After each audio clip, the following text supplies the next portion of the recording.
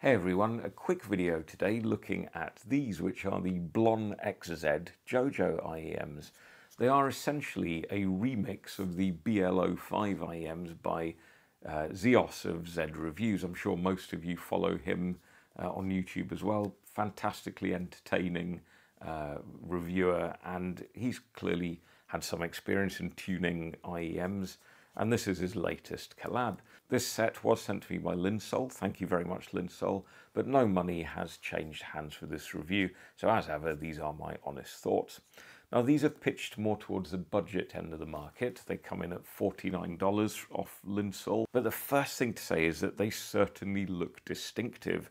Their all-metal purple shell with the gold accents and the thick, chunky, good quality cable with its twined purple and white elements all add up to making them a very distinctive set of IEMs. And, you know, some people want to buy them just because of that. Comfort-wise, they're one of the most comfortable IEMs that I've worn. You get the usual selection of tips in the box, and I found a set that fit me pretty well. They are quite comfy to wear, even lying flat in bed at night, because they're small, they're light, and they don't stick in too far into your ear canals. They look snazzy, they feel comfortable, but how do they sound? Well, you might not expect great things for $49, but as I said, I think it is quite a competitive price point because you get some very well-received sets like the Truthier Zeros, for example, for that money.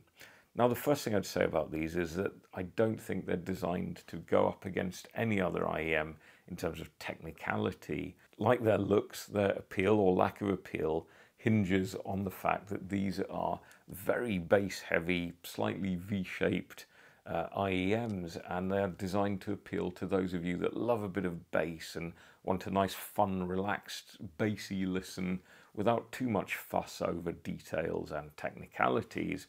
And if that's what you're after, then you'll enjoy these. I certainly enjoyed listening to a lot of EDM music with a lot of energy with these because that mid-bass in particular thumps away. There's plenty of it. There is also some sub-bass, although it's less emphasized. Now, that's fine in terms of quantity, but the quality of the bass is a little bit lacking. You don't get layer separation between the various bass elements, so particularly with rock music, the bass guitars and the bass drum are very hard to separate. The other thing about the bass is it's a bit boomy and it does bleed into the mid-range. Now that has the effect of making the mid-range sound very warm and thick and quite pleasant to listen to, again, in some genre of music. But it comes at the expense of clarity and separation. And although we do get a little bit of upper mid-range lift, which gives female vocals a bit of energy, overall the mids are warm and a little bit recessed. And I think if you are listening out for details in your music, or you're listening to complex orchestral music, classical music, for example, these will not give you the kind of detail that most people enjoy when listening to that kind of music. So yeah, the upper mids are a little bit emphasized, but the treble I find is lacking on these because, of course, when you've got a lot of bass, adding a bit of treble sparkle and crispness and air can counteract that stodginess, but it doesn't here. The treble is nice, it sounds okay, it doesn't sound artificial, but I don't think it's incisive enough to cut through the bloat of the bass. Technicalities, as you might expect, are similarly very limited. Soundstage is narrow, imaging is poor, timbre is okay, particularly of the mid-range. Both male and female vocals sound reasonably natural, although slightly thicker than they would on a less bass-heavy set. So all in all, I think if you're after a fun, relaxing listen, because these are not fatiguing, then you might enjoy these, particularly if you like electronic music. But even then, you might be disappointed with the timing and stodginess of the bass. So I don't think I can recommend these for $49.